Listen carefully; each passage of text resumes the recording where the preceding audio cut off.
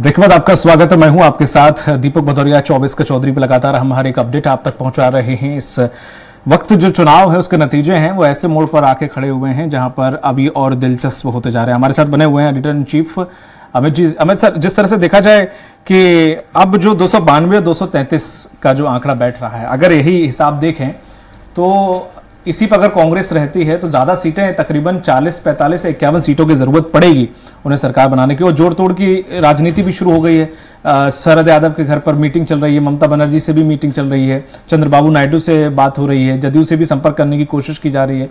तो ये शुरू हो चुका है गठजोड़ का जो समीकरण बैठाने के लिए दोनों ही पार्टियां, हालांकि बीजेपी की तरफ से भी और जोड़ तोड़ शुरू हो गई होगी। देखो, इसमें अभी तक के जो ये कहा जाए कि लगभग ये कहा जाए कि रुझान ये कहा जाए, नतीजे जो परिणाम परिवर्तित होने हैं उसमें थोड़ा वक्त और लगेगा, कितनी सीटें आएंगी। लेकिन ये है कि जो लगभग जो 295 300 के आसपास जो एक सेटलमेंट होने की बात है, करीब 10% सीट ऊपर नीचे यदि इतना होता तो बहुत बड़ी बात होती है। लेकिन एक बात यह है कि अब धीरे धीरे जो बातचीत हो रही है, शरद पवार यदि बात कर रहे हैं, लेकिन एक बात तो ये तय है कि अभी फिलहाल जो मौजूदा एनडीए गठबंधन है उसको बहुमत मिला हुआ है और पहला मौका जो मिलता है वो एनडीए को मिलेगा। सही। लेकिन सर, अगर जैसे जदयू की बात की जा रही है कि दो पार्टियों संभावित तृणमूल कांग्रेस और जदयू की बात सामने निकल कर आ रहे हैं, 15 और तकरीबन 31 के करीब दोनों के, तृणमूल कांग्रेस 31, इनके पास 15 है। तो अगर नीतीश कुमार का पिछला रिकॉर्ड हम देखें तो वो एक ऐसे व्यक्ति रहे हैं कि वो कहीं भी जा सकते हैं थोड़ा सा भी प्रलोभन मिलने के बाद। तो सबसे ज्यादा चांसेस दोनों पार्टियों को लग रही है कि अगर इतने पे आंकड़ा स्टॉप हो जाता है, परिणाम इसी पर आगे ठहर जाते हैं, तो फिर क्या हालात बनेंगे। और अगर बन भी गई, अगर इंडिया गठबंधन ने सरकार बना भी ली जोड़ तोड़ करके या गठबंधन करके, तो इनमें जितने भी पार्टी हैं सब प्रधानमंत्री की कुर्सी की लालायित हैं। देखिए, अभी दीपक ये थोड़ा सा अभी जल्दी होगा, क्योंकि इसमें क्या है, यदि अभी क्या है कितना सेटलमेंट होता है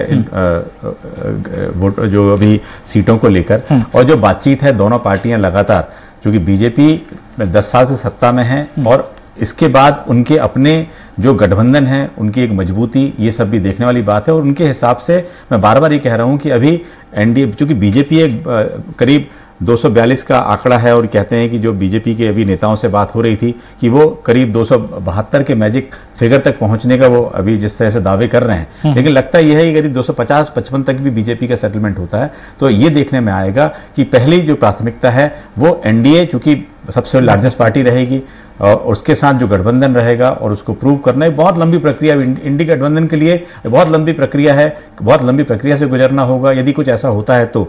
लेकिन सबसे बड़ी बात यह है कि अभी जो मौजूदा गठबंधन है उस गठबंधन में ये कहा जाए कि एनडीए को बढ़त है और इसको अभी नकारा नहीं जा सकता है। बिल्कुल सही कहा। लेकिन सर, जिस तरह से कांग्रेस ने जो बढ़त बनाई है, जो इंडिया गठबंधन ने जो बढ़त बनाई है, तो ये एक आगे की चल के एक परिपाटी, एक परंपरा के रूप में से देखा जाएगा कि सारे दल मिलकर इस तरह से किसी प्रधानमंत्री को हटाना या फिर इस तरह से ज्वाइंट करके एक नई पार्टी या इंडिया गठबंधन के तौर पे ये सक्सेसफुल रहेगा फॉर्मूला जो अभी चल रहा है वर्तमान में? देखो, सबसे पहले तो ये समझना है कि जहां पे लॉस हुआ है, यदि बीजेपी को, यदि उन राज्यों की बात करें, मध्य प्रदेश की बात करें, छत्तीसगढ़ की बात करें, जो इन राज्यों में, या उत्तराखंड की बात करें, यहां पर बीजेपी को जो जैसा चाहता है वैसी सफलता मिली है। जो उनको सेटबैक लगा है वो एक पश्चिम बंगाल का है, उत्तर प्रदेश का है, या कहे हरियाणा का है, राजस्थान, वो पंजाब का है, राजस्थान का है। इन जगहों पर वैसी सीटें नहीं आई हैं। ये कहा जाए करीब 60 सीटें बीजेपी की पिछले बार से जो अभी रुझानों में जो दिख रहा है वो कम है।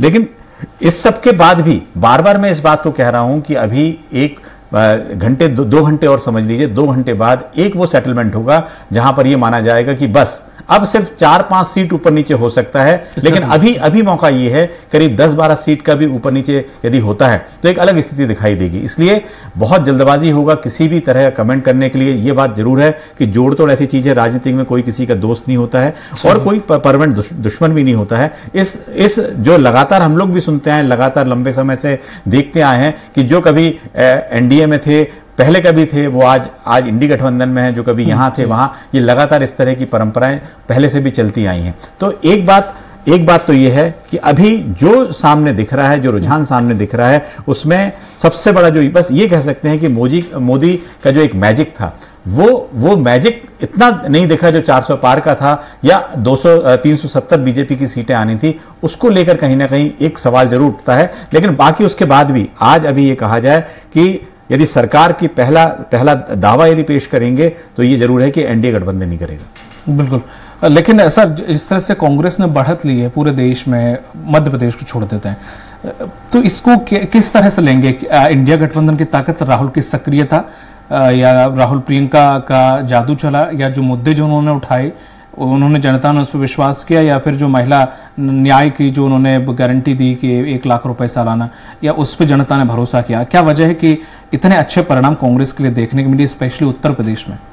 देखिए, उत्तर प्रदेश की बात हो या इस समय पंजाब की भी बात करें, राजस्थान की बात करें, कांग्रेस का ये जरूर बिल्कुल, जहां पर कांग्रेस 10 साल से डबल डिजिट से आगे नहीं बढ़ रहे थे और इस बार लगभग 3 डिजिट की ओर आगे बढ़ रहे हैं, तो ये कहा जाए कि यदि कांग्रेस के लिए सबसे बड़ी इस समय जो मनोबल टूट गया था, पिछले 10 साल का जो मनोबल था वो टूटा हुआ था, वो कहीं ना कहीं एक प्रकार से वापस हुआ है।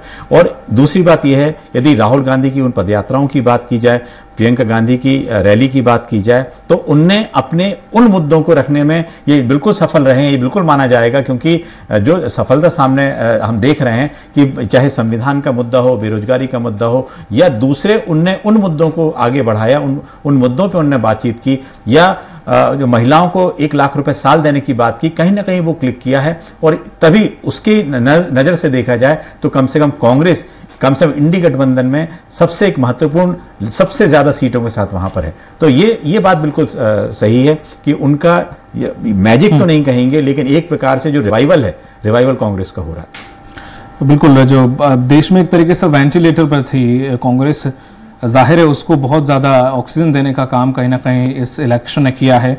बाकी कांग्रेस को छोड़ दें, सपा ने सर उत्तर प्रदेश में बहुत अच्छा प्रदर्शन किया है, जो कि इतनी उम्मीद सपा के साथ भी नहीं थी, और कहीं ना कहीं ये कहा जा रहा था कि बीजेपी वहां पर अच्छा माइलेज देगी। सपा ने एक तरीके से बंपर जीत वहां पर हासिल की है पिछले चुनाव की अपेक्षा। देखो, दीपक, एक बहुत महत्वपूर्ण बात इस पूरे प्रकरण में निकल के ये आती है कि लोग हमेशा कहते हैं कि जो वोट केंद्र का होता है उसके मुद्दे अलग होते हैं, राज्य का उसके अलग होते हैं।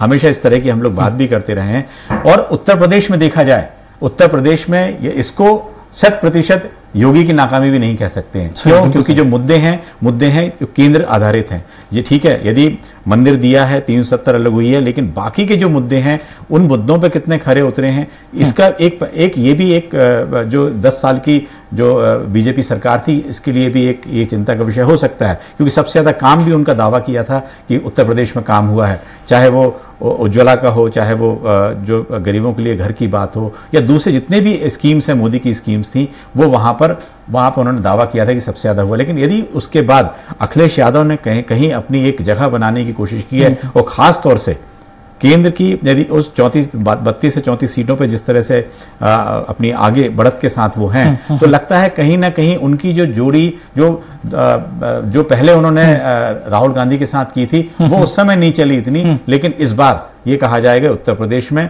दोनों, राहुल गांधी का और अखिलेश यादव का, एक प्रकार से जादू चलना कहेंगे, क्योंकि ये उम्मीद, इतनी कम सीटों की उम्मीद किसी भी कीमत में, किसी भी सूरत में बीजेपी के किसी नेता को नहीं थी। बिल्कुल, लेकिन हमेशा से जो बीएसपी पार्टी, उसे हमेशा बी पार्टी बीजेपी के माना जाता है उत्तर प्रदेश में, और ये कहा जा रहा था कि कहीं ना कहीं वो बीएसपी सपा या कांग्रेस के वोट काटने का काम करेगी। लेकिन जिस तरह से परिणाम सामने आए ना, तो सर ऐसा लग रहा है कि जैसे बीएसपी ने अब इस बार सेंध कांग्रेस और सपा में नहीं बल्कि बीजेपी में कहीं ना कहीं लगाई है। देखो, बीएसपी का जो वोट बैंक था उस पर जरूर कोशिश की जाती थी, बी पार्टी की बात जरूर कर रहे हो। हाँ। लेकिन उत्तर प्रदेश में सबसे महत्वपूर्ण जो देखा जाए तो जो एक ठाकुर वर्सेस ब्राह्मण का जो एक पूरा वहां पर गणित है, वो जरूर उसको देखना चाहिए। और लेकिन उससे भी आगे की बात यदि की जाए कि वहां पर जो फैक्टर काम किया है, जो अखिलेश यादव का जरूर इसमें जादू कहेंगे, क्योंकि इतनी सीटें की उम्मीद करना कभी किसी ने नहीं सोचा था, किसी इतने लेवल पे कि वहां पर नंबर 1 कहा जाए, यूपी में सबसे ज्यादा यदि किसी को सीट मिलती है तो अखिलेश यादव को मिलती है। ये एक अलग इंडिकेशन हो सकता है आगे आने वाले चुनाव में, जब राज्य के चुनाव होंगे, एक अलग तरीके का इंडिकेशन वहां का दिखाई दे रहा है कि वहां की जनता अब आगे क्या करना चाहती है, इस पर भी नजर डालने की जरूरत है। बिल्कुल, लेकिन अभी सर जो आंकड़े जिस तरह से दिखा रहे हैं कि 292 रुझानों में, लेकिन अभी कुछ खास रुझान अभी साफ नहीं हो पाया परिणाम। अगर हम देखें तो बीजेपी सिर्फ 3 सीटें जीती है अभी और इंडिया 1, मतलब जिसपे परिणाम सामने आ चुके हैं। बाकी अभी 292 पर आगे चल रही है, वैसे 210 पे आगे चल रहे हैं। तो आप सही कह रहे थे कि अभी वो तस्वीर नहीं आई है जो जिसकी कल्पना लोग अभी पहले से लगाने लग गए हैं। लेकिन फिर भी ये कहा जाए कि रुझानों में हर आधे घंटे में एक जो राउंड पूरा हो रहा है, उस राउंड के बाद भी स्थितियां यदि वही बनी हैं, इसका मतलब ये कहने को है कि लगभग यदि ये सेटलमेंट की ओर जाता है, यदि इसमें 20 सीटें ऊपर नीचे सेटलमेंट, यदि 20 सीटें ऊपर होता है तो एनडीए के लिए बहुत ज्यादा फायदा हो सकता है। लेकिन यदि 20 सीट यदि और ज्यादा यदि इंडिया गठबंधन को मिलता है तो उसके लिए उससे ज्यादा फायदा होगा, इस तरह की कल्पना लोग कर रहे हैं। और शाम तक इंतजार 5 बजे तक का, 5 बजे तक एक स्थिति ऐसी सामने पिक्चर क्लियर होगी कि कम से कम वहां से जो सेटलमेंट होगा ज्यादा 5 सीटों से ज्यादा नहीं हो सकता, क्योंकि लगभग कई सीटों में बहुत 4 बजे के बाद से जो है रियल सीट जिसको जितनी मिली है, रुझान वो परिणाम में तब्दील हो जाएंगे और उसके बाद ये अंदाजा लगाना और भी आसान हो जाएगा कि आखिर जो चर्चा है, जो हम लोग अभी देख रहे हैं कि चाहे प्रधानमंत्री अमित शाह ने बात की है चंद्रबाबू नायडू से या शरद पवार ने बातचीत की है, तो इस तरह से जो देखने को आ रहा है ये लगातार अपनी एक पोजीशन मजबूत करने के लिए लगातार हो सकता है कि बधाई के रूप में हो या साथ आने के रूप में हो, किस तरीका है ये बात अभी और इसमें समझने में थोड़ा सा वक्त लगेगा। बिल्कुल, हमारे साथ आरपी रंजन जी जुड़ गए हैं, साथ ही साथ वरिष्ठ पत्रकार भी हैं। आरपी रंजन जी सपा से हैं और वरिष्ठ पत्रकार हैं हमारे साथ। जिस तरह से विश्वदेव राय जी अभी जो आंकड़े आप भी देख रहे होंगे, लगातार समझ रहे होंगे, ये लग रहा है कि चुनाव किस मोड़ पर जाकर परिणाम में बदलेगा, क्या लग रहा है, क्या नतीजा आ सकता है और कहां पर क्या देखने को मिलेगा जब तक ये तस्वीरें साफ होगी। हालांकि अभी रुझान आ रहे हैं, 3 सीटें ही बीजेपी ने भी जीत हासिल की है, उन पर कांग्रेस ने 1 पे की है एनडीए गठबंधन से। को मैं सुन रहा था, बहुत सटीक विश्लेषण किया उन्होंने अभी, उसमें मैं जोड़ना चाहूंगा। देखिए, समाजवादी पार्टी ने जो कैंडिडेट दिए वो जातियों के हिसाब से उसने बहुत अच्छे कैंडिडेट सिलेक्शन किए। पहली चीज वो जितनी सीटों पे भी लड़े, उन्होंने युवा और जाति समीकरण साधने की कोशिश करी। एक छोटा सा एग्जाम्पल ले लीजिए, तनुज पुनिया का एक एग्जाम्पल इधर बाराबंकी में कांग्रेस की तरफ से है और इकरा हसन और प्रिया सरोज करके एक कैंडिडेट है, उनका सिलेक्शन देख लीजिए। तो ये सभी तरीके से जाति समीकरण और मुद्दा जो उन्होंने रखा, जो मेरा आंकलन ये है कि आरक्षण का जो मुद्दा था जो उन्होंने उठाया पहले चरण से, तो वो काफी कारगर रहा उनके लिए, क्योंकि अभी देखा जाए तो मुसलमान वोट जो है वो पूरा एक तरफा कांग्रेस और समाजवादी पार्टी के पास गया है। उसके साथ साथ दलित वोट जो है वो जो बीजेपी और बीएसपी के पास रहा करता था, वो पिछले 2019 चुनाव में हमने देखा था वो बीएसपी से हल्का सा शिफ्ट होके बीजेपी में गया था, लेकिन अब की बार वो पूरी तरीके से इस आरक्षण के मुद्दे पे वो शिफ्ट होके कांग्रेस और समाजवादी पार्टी में दिखा है। जो आप वोट शेयर देख रहे हैं, वोट परसेंटाइल जो देख रहे हैं, उससे यही नजर आता है कि ये दोनों का गठबंधन पीडीए फॉर्मूला अखिलेश यादव का बहुत ही कारगर सिद्ध हुआ है उनकी सीटें लाने में। और आपको याद होगा मुलायम सिंह जी के समय 35 सीटें मैक्सिमम समाजवादी पार्टी लाई थी। अभी जो फिगर आ रहा है वो 35 और 37 के बीच का ही आ रहा है। तो ये अखिलेश यादव की बहुत मनोबल बहुत ऊपर हो गया, समाजवादी पार्टी कार्यकर्ताओं का मनोबल बहुत ऊपर हो गया। लेकिन एक चीज और अखिलेश यादव ने अभी 4 दिन पहले इंटरव्यू में खुद एडमिट करी थी, वो मैं याद दिला दूं। उन्होंने ये कहा कि हम और बेहतर चुनाव लड़ सकते थे अगर हमारा संगठन और हम प्रशिक्षण और बेहतर कर लेते। तो मुझे लगता है कि वो और बेहतर करते तो बीजेपी को और बेहतर टक्कर हो जाती। लेकिन यूपी के लिए विश्वदेव जी बिल्कुल आपने बिल्कुल ठीक है, विश्वदेव जी बिल्कुल आप ठीक कह रहे हैं। हमारे आरपी रंजन जी हैं, समाजवादी पार्टी से हैं। क्या आप लोगों को लगता है कि जिस तरह बता रहे थे कि मुलायम सिंह जी के समय ही 35 सीटें आई थी, लेकिन इस बार किस तरह की मेहनत, क्या किन मुद्दों को लेकर उत्तर प्रदेश में, चूंकि देश भर में ये माना जाता था कि उत्तर प्रदेश में बहुत काम हो रहा है, योगी जी बड़ा काम कर रहे हैं, या मोदी ने या केंद्र सरकार ने भी उत्तर प्रदेश को एक बहुत आइडियल तरीके से बहुत ज्यादा काम किया, आखिर वो कौन से मुद्दे थे जिसमें समाजवादी पार्टी को इतनी सीट आ रही है जो? रंजन जी। दीपक जी, हम लोग अपने राष्ट्रीय नेतृत्व के आदेश पर जो मुद्दे थे, जो जनता के मूलभूत मुद्दे थे, बराबर हम लोग जुड़ करके उनसे काम कर रहे थे। हम लोग बूथ बूथ, गांव गांव, पांव पांव चल करके मुद्दों पर आवाज उठाने का काम कर रहे थे। चाहे वो महंगाई का मुद्दा रहा हो, चाहे वो बेरोजगारी का मुद्दा रहा हो, चाहे वो भ्रष्टाचार का मुद्दा रहा हो, चाहे वो महिला सुरक्षा का मुद्दा रहा हो, जब भी सरकार के खिलाफ चाहे आंदोलन करने का मुद्दा रहा हो, समाजवादी लोग बराबर डट कर सरकार की नीतियों के खिलाफ, जो भी जन विरोधी नीतियां होती उनके खिलाफ हम बराबर डट कर आवाज उठाते हैं। उसी का नतीजा है कि समाजवादी पार्टी के साथ लोग जुड़े और जुड़ करके आए।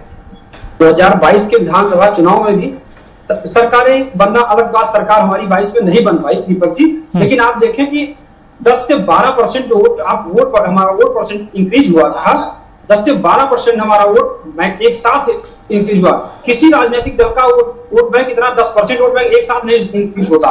समाजवादी पार्टी के साथ लोग आए, क्योंकि समाजवादी पार्टी के राष्ट्रीय अध्यक्ष आदरणीय अखिलेश यादव जी जनता से बराबर जुड़े रहते हैं और अपने एक कार्यकर्ता से जुड़े रहते हैं। हम लोग उनके आदेश पर बूथ स्तर तक, जमीन पर, थाने से लेकर के, तहसील से लेकर के स्वास्थ्य अस्पताल तक जो है जुड़ करके लोगों के साथ जुड़े रहते हैं और आवाज उठाने का काम करते हैं। जी आरपी जी बिल्कुल आप ठीक कह रहे हैं, लेकिन एक बात विश्वदेव जी, एक मन में ये बात है कि लगातार उत्तर प्रदेश की बात की जाए, अमेठी रायबरेली 2 ऐसी सीट हैं जिसमें सबसे ज्यादा साख यदि कांग्रेस पार्टी की लगी थी, और वहीं बीजेपी भी सबसे ज्यादा उन्होंने उस सीटों को कहा था कि किस तरह से बीजेपी उस पर जीत है। तो आपको लगता है विष्णुदेव जी कि आपको लगता है कि ये 2 सीटें कांग्रेस को जीतने में, मनोबल बढ़ाने में कितना काम करेगी? देखिए दीपक भाई, पहले कुछ मूलभूत चीजें भी और समझ लें। देखिए कैंडिडेट सिलेक्शन जो बीजेपी का था, वो बहुत ही रोष, जब हम लोग जमीन पे जब देखने गए, हम कई विधानसभाओं और लोकसभाओं में हमने कवर किया, तो जब देखा कि जब हमने पूछा तो उससे साफ साफ व्यक्ति ने बोला कि भाई कैंडिडेट सिलेक्शन हमें नहीं अच्छा लगा। ये पिछली बार भी इन्होंने कुछ काम नहीं किया था सांसद ने, इस बार हम इनको वोट नहीं देना चाहते, लेकिन हम प्रधानमंत्री के तौर पे नरेंद्र मोदी को ही देखना चाहते हैं, इसलिए हम उनको वोट करेंगे। तो मेन शिफ्टिंग ऑफ वोट ये भी एक बहुत बड़ा कारण था बीजेपी के लिए। जहां आप बात कर रहे हैं अमेठी और रायबरेली की, तो वो आखिरी समय तक जो कांग्रेस ने संशय बना के रखा, वो एक उनके लिए कारगर साबित हुआ कि रायबरेली से सोनिया गांधी जब नहीं लड़ रही थी तो राहुल गांधी को लड़ाया, और प्रियंका गांधी ने ये बोला कि मैं नहीं चुनाव लड़ूंगी, मैं बैकग्राउंड में रह के मैं सारे काम करूंगी। तो ये प्रियंका गांधी की जीत दिखाई देती है। और वहां से आप कांग्रेस के मनोबल की बात करिए तो कांग्रेस जो 0 और 1 पे रही है पिछले 2 चुनाव में, वो आज 8 सीटों पे आ गई है समाजवादी पार्टी के कंधे पे चढ़ के। तो ये समाजवादी पार्टी ने तो पिछली बार बसपा को 10 सीटें दिला दी थी, अब की बार कांग्रेस को दिलवा दी है। तो ये समाजवादी पार्टी के संगठन की मजबूती है।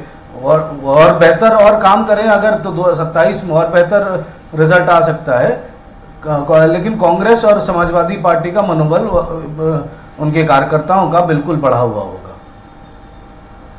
जी, जिस तरह से आरपी रंजन जी, आपने कहा कि आपने काम किया, जमीनी स्तर पर लोगों को समझा, अखिलेश यादव जनता के बीच में रहे, तमाम जो मुद्दे आपने रखे, तो जिस तरह से आप इसी में स्वीकार करते हैं, क्योंकि जहां तक देखे अखिलेश यादव ने चुनाव प्रचार के वक्त ही वहां पर ही प्रचार ज्यादा किया जो उनकी परंपरागत सीटें थी, और लगभग नतीजे भी वही आए जो परंपरागत आपकी सीटें रही हैं, वहीं पर वो नतीजे आए। लेकिन इसी ये कहा जा सकता है कि बसपा ने जिस तरह से अपने प्रत्याशी उतारे हुए प्रत्याशी कहीं ना कहीं आपके वोट काटने की बजाय आपको कहीं ना कहीं फायदा और बीजेपी को नुकसान पहुंचा गए, ये एक बड़ी बात है, या सिर्फ आप जो कह रहे हैं कि आपकी मेहनत है? क्योंकि जिस तरह से शुरुआती नतीजे देखने को मिल रहे थे, वोटिंग परसेंट जिस तरफ जा रहा था, हमारे संवाददाता लगातार हर चरण में मौजूद थे वहां पर, तो इतनी वो हवा नहीं थी जिस हिसाब से जो परिणाम सामने निकल कर आ रहे हैं। और हाँ, राहुल गांधी को लोग बोल रहे थे कि अब उनमें परिपक्वता आ गई, लेकिन अखिलेश यादव के बारे में ज्यादा कुछ नहीं रख रहे थे लोग।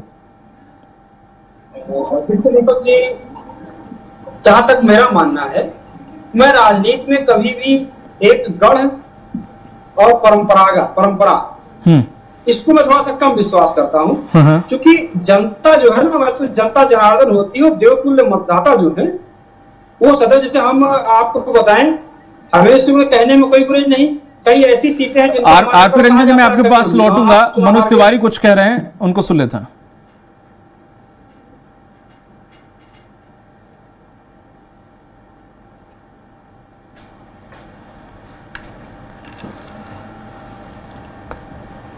अपनी सेवा पे आगे चलते रहेंगे।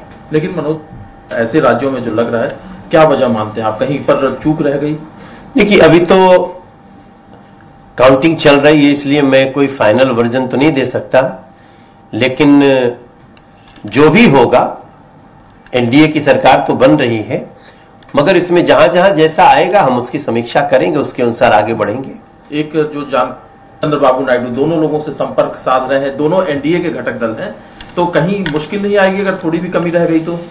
नहीं, कोई मुश्किल नहीं, बिल्कुल हमारी एनडीए एकजुट है और एनडीए इस देश की सेवा करने के लिए आगे बढ़ेगी। तो जो ये आपने मनोज तिवारी को सुना, वो ये कह रहे हैं ऐसा कुछ नहीं है, एनडीए गठबंधन एकजुट है, हालांकि कहीं ना कहीं डर जरूर सता रहा है। जी, आप कुछ बात रख रहे थे रंजन जी।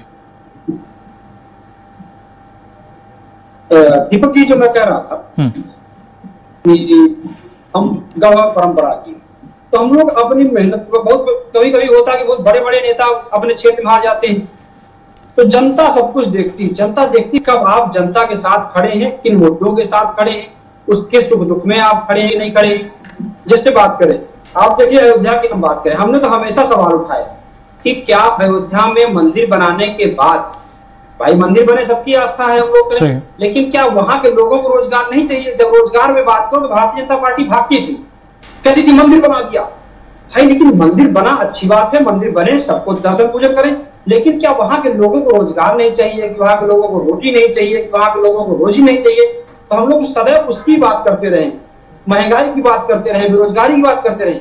आज देखिए दीपक जी, इस देश में माननीय प्रधानमंत्री जी के जन्मदिन पर देश का बेरोजगार युवा बेरोजगार दिवस मना रहा है, ये कहीं ना कहीं माननीय प्रधानमंत्री मोदी की घटती लोकप्रियता ही तो है। इसी देश में देश के प्रथम प्रधानमंत्री के जन्मदिन पर बाल दिवस मनाया जाता है, और वो जो युवा, देश का बेरोजगार दिवस मना रहा है, वो किसी पार्टी या किसी राजनीतिक दल के कार्यकर्ता नहीं, वो बेरोजगारी की मार झेल रहे हैं, वो तैयारी कर रहे हैं, उनकी उम्र निकल गई, ओवर एज हो गए। 10 साल क्योंकि बहुत लंबा पीरियड होता है, 10 साल तो थोड़ा बड़ा समय नहीं होता। लेकिन आप देखिए कि पूरे चुनाव में प्रधानमंत्री जी ने या भारतीय जनता पार्टी ने एक बार भी किसी मुद्दे पर लोगों ने बात नहीं की। कभी किसी ने मंगलसूत्र पर बात की, कभी किसी ने महंगाई पर बात नहीं की, तो कोई जो है मुजरा पर बात कर रहा था, तो कोई जो है सोना पर बात कर रहा था। किस तरह के शब्दों का प्रयोग करना, कोई भैंस पर बात कर रहा था। लोकतंत्र पे जिस तरह संविधान बदलने की बात करें तो उस पर भी किसी बड़े नेता की क्या कोई प्रतिक्रिया नहीं। इनके सांसद लल्लू सिंह चुनाव हार रहे हैं, वो लोकतंत्र बदलने, संविधान बदलने की बात कर रहे थे। तो देश का संविधान बचाने के लिए हम लोग संविधान के साथ और विधि सम्मत जो जनता के साथ खड़े थे। आप देखिए, अगर स्वास्थ्य की बात की जाए, जनता को स्वास्थ्य सुविधा मुहैया कराने की बात की जाए दीपक जी, तो समाजवादी पार्टी की सरकार बनती हमने 1 रुपए का सरकारी पर्चा कर दिया था चिकित्सा के इलाज के लिए। आरपी रंजन जी, मैं आपके पास लौटूंगा। शरद पवार जी कुछ कह रहे हैं, वो आपको सुनाते हैं। पुढे थोडं पुढे त्याला ऐकू येत नाही, थोडे पुढे घेऊया ना, थोडं पुढे घ्या। हां थोडंसं माईक पडतील अशा माईक स्पीकरवाला नाही, आम्हाला लोकांचा साहित्य हा राहणार आहे की देशाच्या लोकसभेची निवडणूक झाली, सुदैवानं देश पातळीवरचं चित्र सुद्धा अतिशय आशादायक आहे। विशेषतः उत्तर प्रदेशमध्ये सर्वसाधारणपणानं तुम्हा लोकांचं आणि आमच्या काही सहकार्यांचं असेसमेंट जे होतं त्यापेक्षा वेगळा निकाल उत्तर प्रदेशच्या जनतेनं दिलेला आहे। या निकालाचं आणखीन एक वैशिष्ट्य असं आहे, की यापूर्वी भाजपला उत्तर प्रदेश आणि या भागामध्ये जे यश मिळायचं. आप शरद पवार को सुन रहे थे और वो करते हैं फिर से डिबेट की ओर. विश्वदेव सिंह, जिस तरह से अगर देखें आप, अगर बीजेपी, कांग्रेस और एसपी और बीएसपी तीनों पार्टियों को देखें, प्रचार में बीजेपी बहुत पहले से लगी रही. कहा यह जा रहा था कि सपा एंड में उतरी है, प्रचार की नहीं, तैयारी की नहीं, और प्रत्याशी भी 2-2, 3-3, 4-4 बार बदल रहे हैं कि एक ही सीट से. उधर आजमगढ़ में अलग हिसाब चल रहा है, वो अपने ही जो सहयोगी लोग हैं उनकी सुन नहीं रहे हैं. तमाम सारी बातें निकल कर आई, लेकिन नतीजे ने सबको चौंका दिया. तो इसमें क्या कहेंगे? आज भी यूपी के अंदर लोग इसे अलग अलग नाम दे रहे हैं, लेकिन कई लोग इसे दे रहे हैं कि यूपी में आज भी जातीय समीकरण ही मायने रखता है.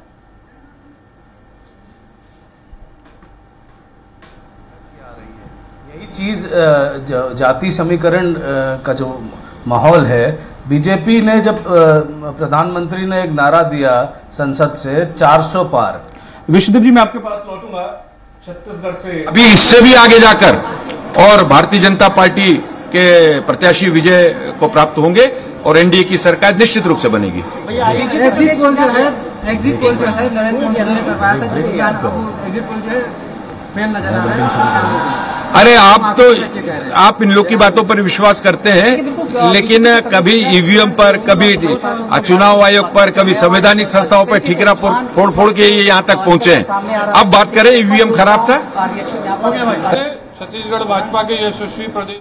और ये आप सुन रहे थे छत्तीसगढ़ के प्रदेश अध्यक्ष बीजेपी के कीर्ति सिंह देव को, जिन्होंने कहा है कि बीजेपी सरकार बनाएगी, विश्वास है. हालांकि अभी रुझान आ रहे हैं, परिणाम आएंगे हमारे इस फेवर में, ये उन्होंने कहा है. बिल्कुल आपके पास लौटेंगे. जो विश्वदेव जी हैं, आरपी रंजन जी हैं, आपके पास लौटेंगे. वक्त फिलहाल एक छोटे से ब्रेक का. स्वराज एक्सप्रेस पर लगातार खबरों का सिलसिला लगातार जारी रहेगा. पल पल के अपडेट हम आप तक पहुंचा रहे रहेंगे. साथ ही साथ 24 के चौधरी कौन होंगे, लगातार स्वराज एक्सप्रेस पर यह मुहिम जारी है, लगातार पर चर्चा जारी रहेगी. बने रहेगी हमारे साथ. वक्त फिलहाल छोटे से ब्रेक का.